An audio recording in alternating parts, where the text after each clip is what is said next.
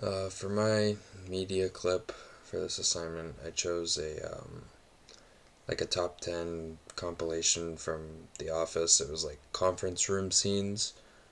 So during the first time I watched it, the time with no sound, um, I I think that not I think sorry. I noticed that like a lot of the characters seemed um, really uncomfortable and kind of confused during these scenes.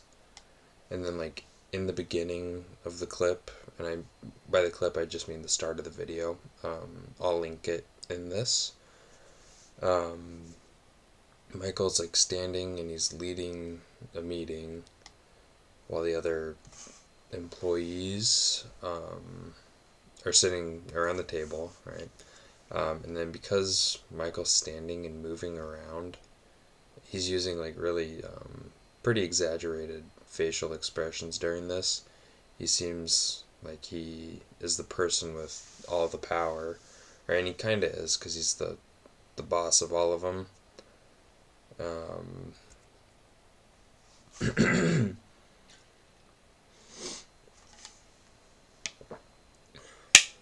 he's yeah, most power in the room.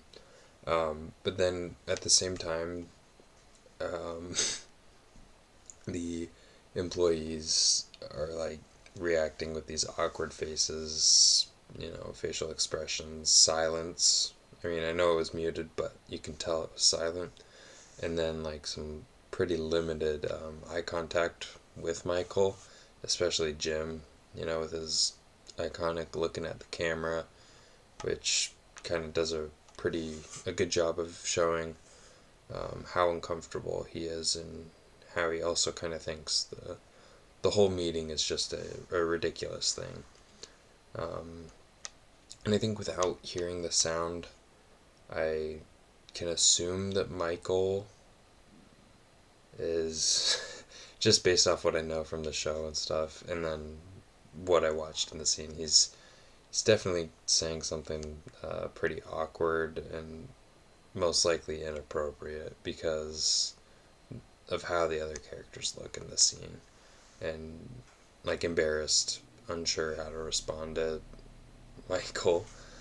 Um, and then the second time we watched with sound, I think I did a pretty good job. Most of the assumptions I had were correct. Um, so Michael's comments and tone um, explained why the employees were reacting so awkwardly. Um, a specific example. What was it? A specific example of this is when Michael tries to act funny or motivational during the meeting, and the employees just don't respond with the same energy that Michael's giving. Instead, the room is really quiet and uncomfortable. Um, Michael's verbal messages seem confident, but the employees' nonverbal communication shows that they're not taking them seriously at all. And then their facial expressions, as well as their posture, and then of course the silence, are kind of sending some different messages from what Michael is probably wanting and hoping for. Um, and then that connects to the course concept of nonverbal communication because body language can support. I wrote it somewhere on here. Body language can support or contradict spoken words. And that's from the textbook. And it's explained that nonverbal messages are an important part of how people interpret communication. And I think that this not ship, clip, shows that pretty clearly. I'm really tired. I put this off a tiny bit longer than I should have. Um, it's a bit later than I would like it to be. But, anyways, another course concept that I noticed was mixed messages. In several of the scenes, the employees verbally go along with what Michael's saying, but their body language, it's showing the opposite. Like, it's showing discomfort, disagreement, um, just kind of bored, maybe.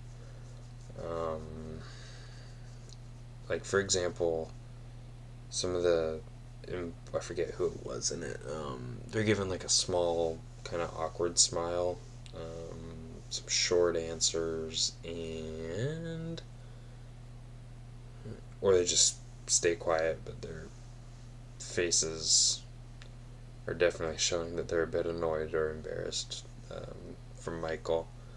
And then this matters so much because communication is not only about what people are saying, but it's also about how they say it and how the person who's listening or hears it is responding. So by watching this without sound, it made me rely only on that perception, or not only on perception, so that I kind of had to guess what was going on around, and I can't read lips or anything. Just based off like the facial expressions and eye contact, and again posture. I noticed how important the posture was. I think that helped me identify kind of what was going on a bit. Yeah, sorry, I'm reading my note. And then watching with the sound, that helped me see that some of my assumptions were accurate. But the verbal messages that Michael and his coworkers were giving made it helped give me a lot more context. Right, you can only go so far without hearing what they're saying. And then I think the workplace setting of the scene is also affecting the communication in the clip. So, because Michael's the boss, the employees, they're not always going to respond honestly or directly. Like, I do the same thing with my boss. I'll kind of go along with him a bit. Not quite as much as they did in the scene, but even when they seem pretty uncomfortable, they usually stay polite or just quiet because of the power difference like Michael has over them. But I think if it were to be in a different setting, like a group of friends, or yeah, I'm just gonna say a group of friends, people might be more direct and tell someone they're being awkward. I know I would. Um, but in this workplace meeting, I think it's a lot harder to do that. And then the employees, of course, have to manage their reactions a bit more carefully. And then, yeah, I think that shows how communication is influenced. I already said body language, and then what you're saying, but then it's also the context, the roles of the people in the conversation or communication, and then also the relationship you have with that person. Like, you communicate differently. Like, I communicate differently with my mom and my dad versus a teacher versus my boss versus my friend I've known for 10 years. And then I think, kind of to sum everything up, I think watching the clip twice, I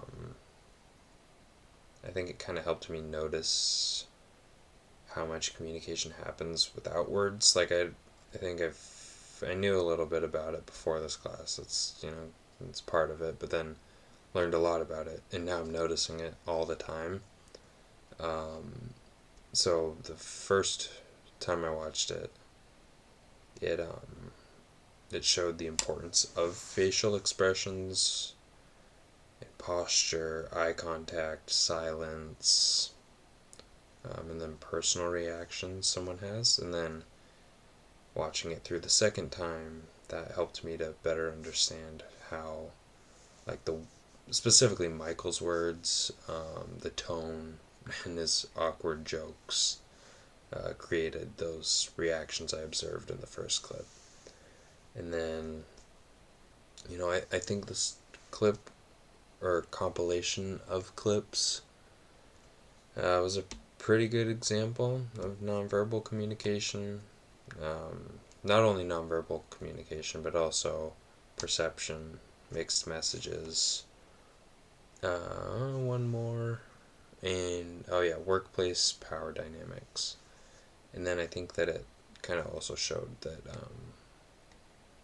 someone's body language can mean more than the words they say.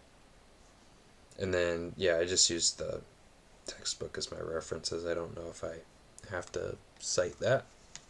I don't know how I would with just my face.